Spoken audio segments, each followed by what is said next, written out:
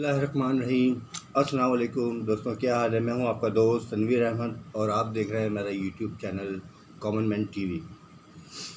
दोस्तों, आज हम बात करेंगे पाकिस्तान के सरकारी इदारों और हुकूमत पाकिस्तान की, उनके रिकॉर्ड्स की, और जो सरकारी मुलाजिम हैं जो सबसे ज़्यादा मेहनत का काम करते हैं, आज हम उनके बारे में बात करेंगे।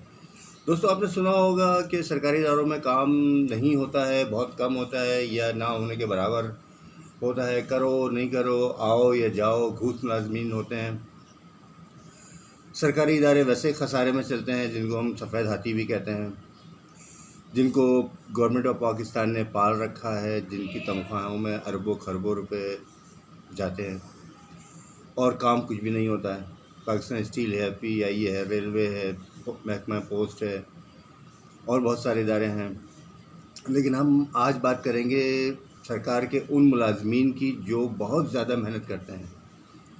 आपको हैरत हुई, मैं आपको बताता हूँ कि सरकारी मुलाजिम जो सबसे ज़्यादा मेहनत करते हैं, जान तोड़ मेहनत करते हैं, दिन रात मेहनत करते हैं और बहुत ज़्यादा अच्छे तरीके से अपनी रोज़ी रिज़्क़ को हलाल कर रहे हैं। अपनी तनख्वाह को जो उनको मिलती है सैलरी, उसको हलाल करते हैं और अपने काम को बड़े आसान तरीके से, बहुत अच्छे तरीके से अंजाम दे रहे हैं। तो वो हैं पाकिस्तान के 8 से 10 वज़ीर आज़म के तर्जुमान, जिसमें सदाकत अली अब्बासी साहब का सबसे पहले नंबर आता है। शहबाज गिल हो गए, फिरदौस आशिक ऐवान हो गई, फैयाज़ुल हसन चौहान हो गए, शेख रशीद हो गए और फैसल वाडा टाइप के अली जैदी, और सबसे बढ़कर जो है वो हैं अपना शिबली फराज साहब। तो ये चंद लोग हैं जो सरकारी ओहदों पर कायम हैं, बड़े बड़े ओहदों पर हैं, लेकिन इसके बावजूद भी ये अपनी रोज़ी को हलाल करते हैं बहुत अच्छे तरीके से। दोस्तों, पाकिस्तान की 72 साल 74 साल तारीख़ में खान साहब ने बहुत सारे रिकॉर्ड तोड़े हैं, बहुत सारे रिकॉर्ड तोड़े हैं कि हम अनगिनत रिकॉर्ड तोड़े हैं। मेरी वीडियो इस काबिल नहीं है कि मैं आपको सारे रिकॉर्ड बताऊं, लेकिन इस हुकूमत ने पाकिस्तान के लिए वो रिकॉर्ड तोड़े हैं कि मैं आपको बताना चाहता हूं। 74 साल तारीख की का महंगाई का रिकॉर्ड तोड़ा है, 74 साल करप्शन का रिकॉर्ड तोड़ा है, 74 साल आवाम की चीखों का रिकॉर्ड तोड़ा है जो कि इंतहाई बुलंद हो चुकी हैं, और इसी तरह से बहुत सारे रिकॉर्ड तोड़े हैं। और मैं कर्ज़े लिए बेतहाशा, अनलिमिटेड, बजट खसारा इंतहाई ज़्यादा, बेरोज़गारी का रिकॉर्ड तोड़ा है। इसी तरह मईशत की बदहाली का रिकॉर्ड तोड़ा है। ज़बू हाल मईशत इस वक्त हमारी मुल्क की है।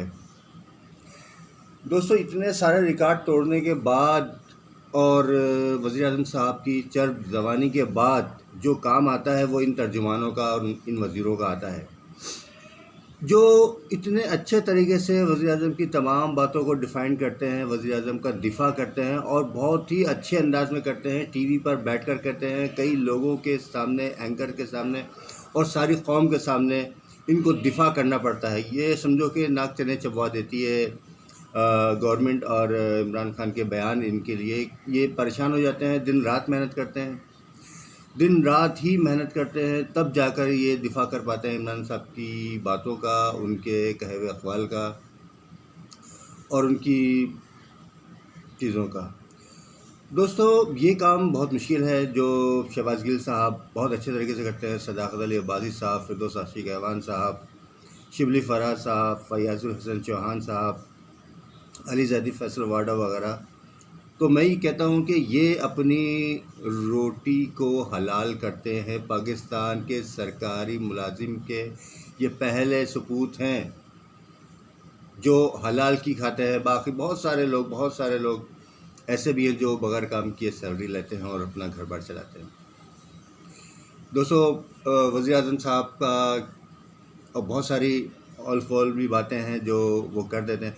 एक वज़ीर आज़म साहब को हमारे अपनी 2-3 चीज़ों पर गुरूर बहुत है और उनके तर्जुमानों को भी बहुत गुरूर है।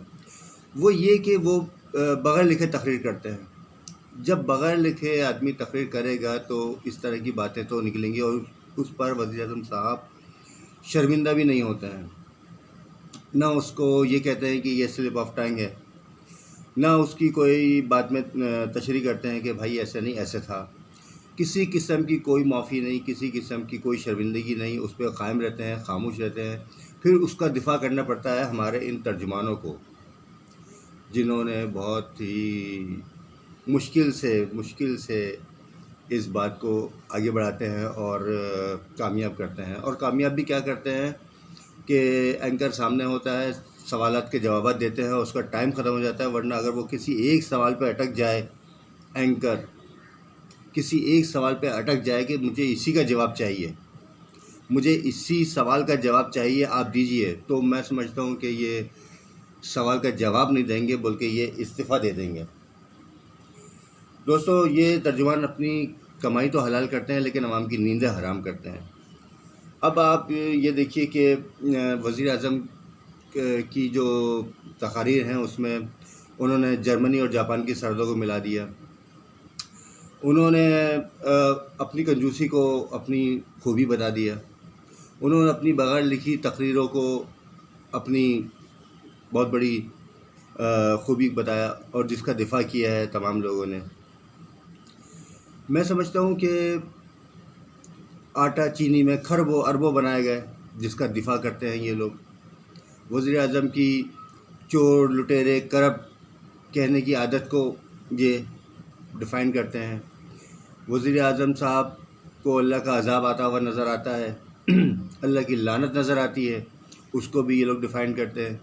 तो आज की वीडियो में सिर्फ बताने का मकसद मेरा ये है कि बहुत सारे हर सरकारी मुलाजिम जो है वो फ़ारिग नहीं है, हर गवर्नमेंट का एम्प्लॉय जो है वो बेकार नहीं है, हर गवर्नमेंट इदारा खसारे में नहीं है, सिवाय इसके।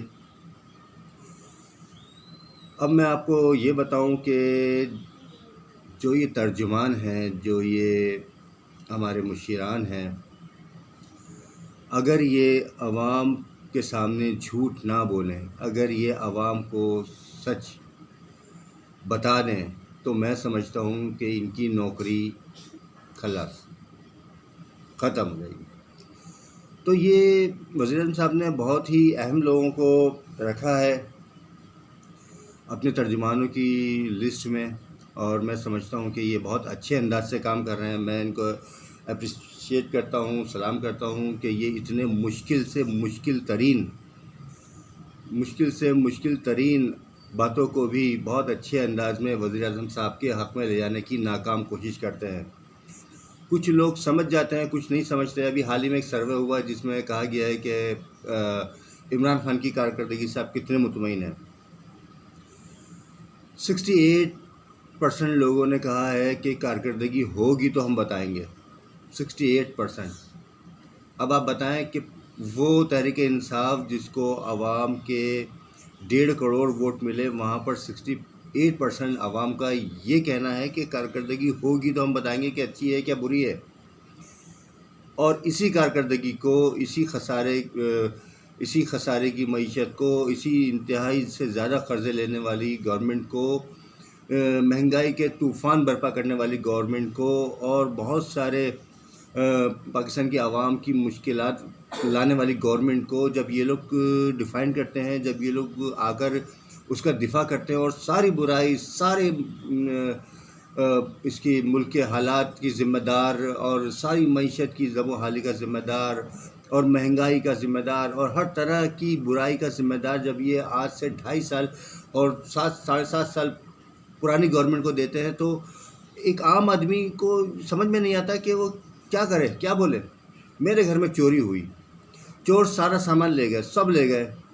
भाई मैं कुछ ही दूर तक उसके पीछे भागूंगा ना, उसके बाद में पुलिस को रिपोर्ट करवा कर मैं दोबारा घर में आऊँगा, और घर में आकर मैं दोबारा अपने बाल बच्चों के साथ लग जाऊँगा, अपने घर की मामलात में देखूँगा, इंटरफेयर करूँगा और उसको उसी तरह से चलाऊँगा। मैं सारा साल और कई साल तक मैं उस चोरी का रोना नहीं रोता रहूँगा। मैं क्यों रहूँगा? क्या मेरे पीछे बच्चे नहीं हैं? जिस तरह आप कहते हो कि आप कौम के बाप हो, तो बाप ऐसे थोड़ी होते हैं कि चोरी हो गया तो बस रोना ही रोना है, रोना ही रोना है। आवाम चाहे भूख से बिलक बिलक के मर जाए, रोज़गार से बिलक बिलक के फना हो जाए। चोरी हो गई, होने दो। अब आप आ जाओ अपने बच्चों के पास और उन्हें सही तरह से ताकतवर बनाओ, छोड़ दो पुरानी बातों को। और मैं तर्जुमानों से भी कहूँगा कि आप अपनी रोज़ी रिज़्क़ को तो हलाल कर रहे हो, लेकिन कभी कभार सच भी बोल दिया करें। इससे हमारा दिल खुश होता है और आपकी रूह को भी तस्कीन मिलेगी। इजाज़त दीजिए दोस्तों, अल्लाह हाफ़िज़।